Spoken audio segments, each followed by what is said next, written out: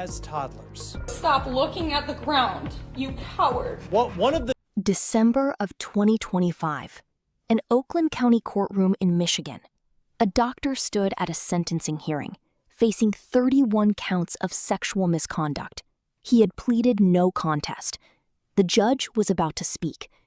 And before any of that happened, a mother walked to the front of that room and said something to that doctor that is now part of the official public record of those proceedings. Stop looking at the ground, you coward. Picture what that room looked like in that moment. A man with a medical degree. A man who had spent years hiding cameras in changing rooms, in hospital rooms, in the homes of people who trusted him. Standing in a courtroom, unable to lift his eyes to meet the gaze of the woman whose 2-year-old son he had filmed. That is the image this entire case lives inside. A coward staring at the floor, while the evidence sat on 15 hard drives, and a mother stood 5 feet away and dared him to look at her. Hi, Detective Wilson, come right on over here. Put your hands behind your back right here. Newly released body cam video of an arrest of a doctor whose sick crimes are no longer a secret. The defendant recorded her while using the bathroom. He assaulted her while she was asleep in her own bed in her own home, and then he kept trophies. This story is hard to fathom as you look at video from the doctor's sentencing per WXYZ. Some victims in this case are adults. Some are as young as toddlers. Stop looking at the ground, you. Before we go deeper into what the records actually show, make sure you're subscribed to The Darkest Crimes, because we don't just cover the story, we follow the evidence. Dr. Omaraz Jage was a medical doctor in Oakland County, Michigan. That title is not decorative. It is the key to understanding how this case was able to unfold for as long as it did. Because being a doctor means having credentials. It means having access. It means being the person in the room that other people do not question. The adult that families invite into their homes. The professional that hospitals allow to walk through doors that are closed to everyone else. According to official statements made by law enforcement at the time of his arrest and subsequently documented through court proceedings, Dr. Jage used every one of those access points to place cameras and record people without their knowledge or consent. Changing rooms, bathrooms, hospital rooms, closets, bedrooms, and private spaces inside the homes of people who had allowed him inside as a guest. The criminal activity, investigators stated publicly, had been going on for at least 6 years. 6 years of access, 6 years of cameras. This is per WDIV. The allegations were that he was engaged in activity, including but not limited to placing hidden cameras in changing rooms, video recording young children as young as 2 years of age, and all the way up to grown adults in different settings. The current criminal charges, which the prosecutor will speak to, are primarily from activities conducted in Rochester and Rochester Hills when he was off duty, where he appears to utilize cameras that were deployed separate from himself and then also on his person. They were used in changing rooms, bathrooms, hospital rooms, as well as inside closets, bathrooms, and bedrooms of residents that he had access to. We believe the criminal activity has been going back at least 6 years of a man the community had no reason to distrust, walking through doors and leaving devices behind. This is body cam video that we just received out of Oakland County, Michigan, of police approaching the home of Dr. Jage. Now you can see this is a really nice house, has a basketball hoop outside, and officers see a child in the driveway. They have redacted that child and what the child says back to the officers. Hello? Policemen are here. Now in a moment, that child's dad will come out. Frankly, he is a monster who will be taken from this home. Now, bear with us as we go through this because there are moments where the audio and video have been taken out. This is a heavily redacted piece of video. And when I explain the details of this story, and I will warn you, they are graphic, you will He did it with a medical license in his pocket. A search warrant executed on his electronic devices recovered 6 computers, 4 cell phones, and 15 hard drives. On just one of those 15 hard drives, investigators found more than 13,000 videos. 13,000. At the time of his arrest in August of 2024, law enforcement stated publicly that it would likely take months to review everything they had seized. And the scale of what they were describing, victims ranging from a 2-year-old child to grown adults, victims who were conscious and victims who were unconscious, victims who were in hospital beds, and victims who were at a children's swim school changing out of wet swimsuits, that scale is not a description of a man who made a mistake or acted in a moment of impulse. It is a description of a system, a methodology, someone who had decided at some point that other people's privacy was a resource to be harvested, labeled, filed, and returned to whenever he chose. Warrant uncovered 6 computers, 4 cell phones, and 15 hard drives. On top of that, just one of those hard drives reportedly contained more than 13,000 videos. Now, at the time of the doctor's arrest, investigators said it could take them months to review all the evidence they seized. It's not just children. It's not just women. It's not just men. It goes from a 2-year-old to a grown woman. And so the victimization is so broad and the perversion so great. And here is the question that makes this a thriller, rather than just a crime report. If his wife had not discovered the material on those devices and gone to police, how long would the system have continued operating? How many more subfolders would have been created? How many more people would have been filmed with no awareness that they were ever in a frame? He did not stop because he felt guilt. He stopped because someone found the hard drives. The doctor was arrested in August of 2024, and at that time, police said that they believed that his criminal activity went back roughly 6 years. In December of 2025, he was sentenced after he pleaded no contest to 31 counts of sexual misconduct. And at his sentencing, the mom of a young boy who he recorded at that swim school faced him. Investigators described finding a folder on one of the seized devices labeled Swim. Inside that folder, a subfolder labeled Swim Cut. Inside that subfolder, dozens of videos of children changing inside a facility. Per official law enforcement statements, the doctor would enter a stall in the changing room, then position a camera to capture footage of individuals in adjacent stalls. These were not adults who had any professional relationship with him.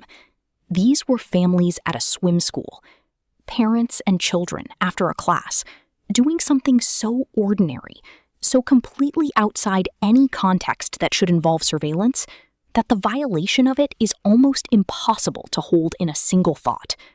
A 2-year-old at a swim lesson, a changing room, a camera someone had placed there on purpose. There's nobody that's out of bounds for this sick activity. Police say they discovered a video from a changing room at a children's swim school. As investigators reviewed the seized files, they found a folder that was labeled Swim, and that folder contained a subfolder that was titled Swim Cut. And inside that folder, they say there were dozens of videos showing children changing inside the facility. Police claim the doctor would go into a stall in the changing room and then, quote, look over or beneath the wall into an adjacent stall and videotape. The victims, when law enforcement notified them that footage existed, felt what official case documents describe as disgusted, shocked, and deeply violated. One woman is quoted in the public record as stating she had no idea she had ever been videotaped by anyone and that she would never have consented to such activity. That quote is from a woman who had to be told by investigators that her privacy had been taken from her at an unknown time in an unknown location by a man she may never have known existed. That is the architecture of this crime. Not a confrontation, not a moment, a hidden infrastructure operating in the background of ordinary life, run by someone with the credentials and the access to maintain it undetected. He did it with a medical license in his pocket. So stop looking at the ground, you coward.